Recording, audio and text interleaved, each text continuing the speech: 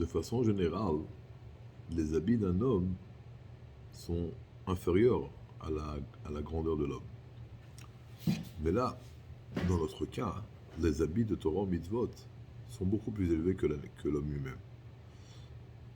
Quand on parle de l'homme ici, on parle bien sûr de l'âme.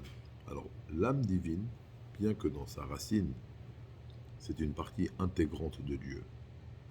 Lorsque la Neshama descend dans le corps, elle passe de tellement grandes descentes que lorsqu'on veut définir la Neshama après qu'elle s'est habillée dans le corps, la définition qui lui est donnée dans la Chassidut, c'est telle que le Créateur est devenu une créature.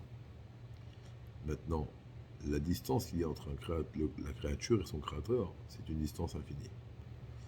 Donc, a priori, nous n'avons aucune possibilité et aucune opportunité de créer un lien avec ce Dieu qui est loin de nous de façon infinie. Alors en vérité, nous on ne peut pas. Mais Dieu a créé un pont qui commence chez lui et qui arrive chez nous. Ce pont, c'est la Torah et les mitzvot. La Torah, les cas qu'il y a dans la Torah, c'est sa sagesse, sa chokhmah. Les lois qu'il y a dans la Torah, c'est sa volonté. Les mitzvot sont sa volonté. Lui, Dieu, sa sagesse et sa volonté sont une seule chose. Et donc, on a dit que la Torah et les mitzvot sont les habits de l'âme.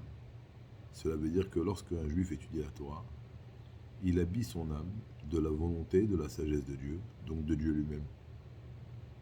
Et donc à ce moment-là, il est complètement entouré d'Akadosh Baruch.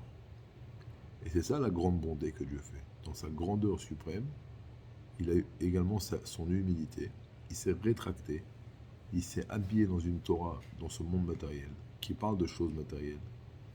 Il s'est habillé dans les mitzvot matériels pour donner la possibilité à chaque neshama de créer un lien avec lui. En fin de compte, il a créé un pont qui commence chez lui et qui arrive chez nous. Et donc, c'est la seule possibilité que nous avons de s'attacher à Hachem.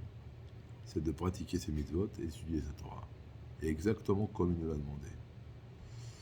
Et c'est pour ça que la Torah est comparée à de l'eau. Lorsqu'il y a une lumière, plus la lumière va s'étendre, va aller éclairer de plus en plus loin, plus son intensité va se rétracter.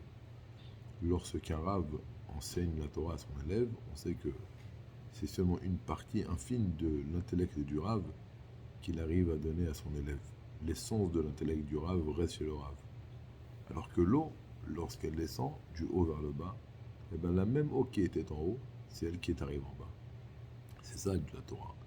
Dans la Torah, il y a Dieu dans toute son intensité.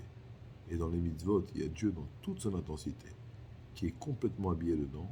Et donc, grâce à cela, ça permet à l'Aneshama de s'attacher avec l'essence de Dieu. Et vous savez, lorsqu'un homme part de ce monde, ce qu'à Dieu ne plaise, sur sa tombe, sur sa pierre tombale, on écrit en hébreu les initiales, que son âme soit complètement couvée par la divinité. Vous savez, comme il y a